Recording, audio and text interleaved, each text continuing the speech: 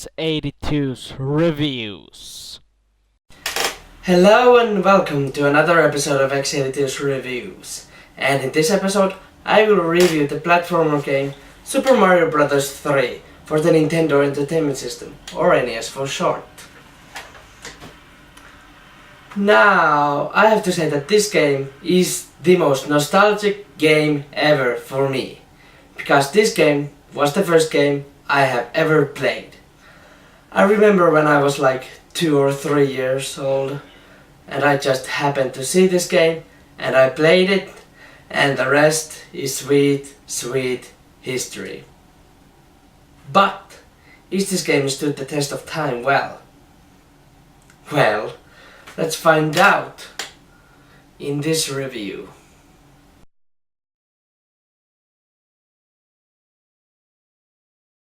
So let's start with the story of the game. You play as Mario, of course, and Mario has to save 7 kingdoms from the Koopalings, which at the time when this game was released were Bowser's children, but now they're just called the Koopalings. I don't know why. That has stolen the kingdom's ruler's scepter and turned them into animals. So wait, we aren't going to save Princess Peach in this game, right? Are you fucking kidding me? God damn it, that fucking stupid airhead. How the hell could she get captured again? I don't know. Anyway, as you saw in the text, the princess gets captured by Bowser yet again after you beat World 7 and didn't go to Bowser's World, aka hell. I mean, it looks like hell, so let's just assume it is hell.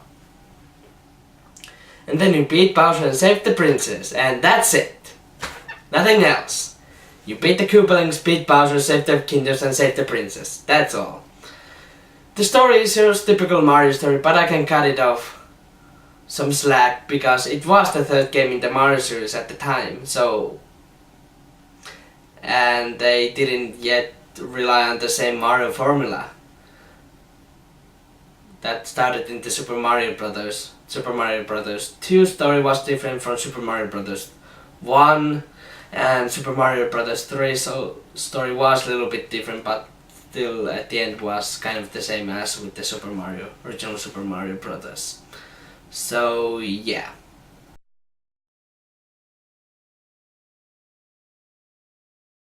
Now for the presentation. The game looked good in 1992 and it is still a good looking game.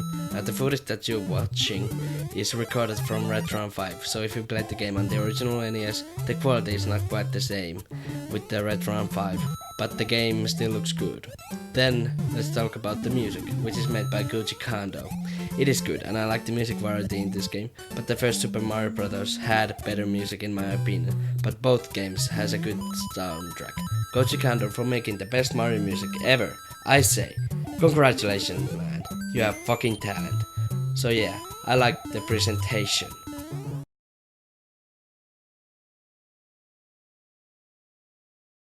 Now for the gameplay. It is a traditional Mario game. You jump on the enemies, you shoot fireballs at enemies, and you go through several worlds, like Water World. No, not that Water World. This Water World. Ice World, which is slippery, so fuck this world. Big World and a Desert World, just to name a few. There are also new powers like the Raccoon Leaf, Tanuki Suit, Frog Suit, Hammer Brothers Shoes, again, just to name a few. There are also some mini-games like a card magic game which revolves from power-ups and extra lives, and a spinner thing which rewards extra lives.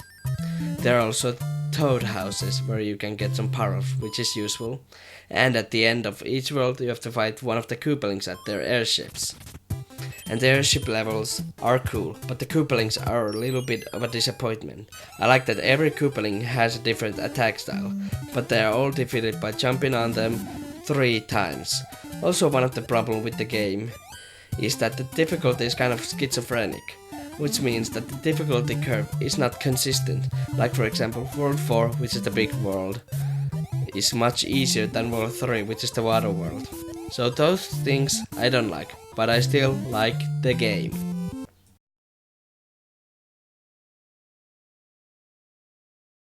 Now for the length. The game is about 3 to 6 hours long, but the length also depends how you play the game.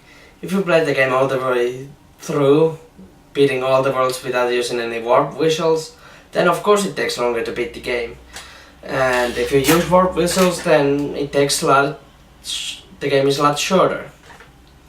So yeah, and there are also no bonus stuff in the game, but there are some secrets like the golden airship, which you have to be really lucky to get. Like I was when I first played the game from that cartridge that I owned. So what do I think about the length? It is okay. That's all I can say, that it is okay. And it's still a good game. And the length is just okay. Not too short, not too long. It's just okay.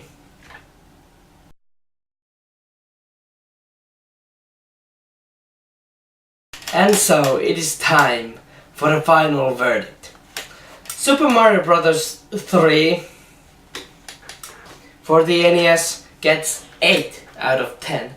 The game is still much fun and it is aged like a fine wine. If you don't count the Koopalings and the schizophrenic difficulty. This game of course gets my recommendation, and if you don't have this game already, buy this game. You will not be disappointed. Buy it either on the Game Boy Advance, the original copy, or the Wii U Virtual Console, or even 3DS Virtual Consoles. Just buy it and play it. It is fun. So, until next time, this is X82's saying goodbye for now, and I will see you on the next review. Bye bye! Hey, thanks for watching my review of Super Mario Bros. 3 for the NES. If you want to see more of my reviews, check the links on the end slide and it will take you to those videos. One of them will lead you to my review of Audiosurf for the PC, and one of them will lead to my ever first review on the X82's review show and it is about Kingdom Hearts for the PlayStation 2 and PlayStation 3.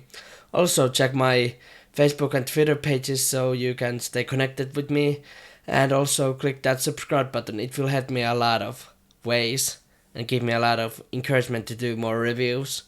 That's pretty much it, so bye for now.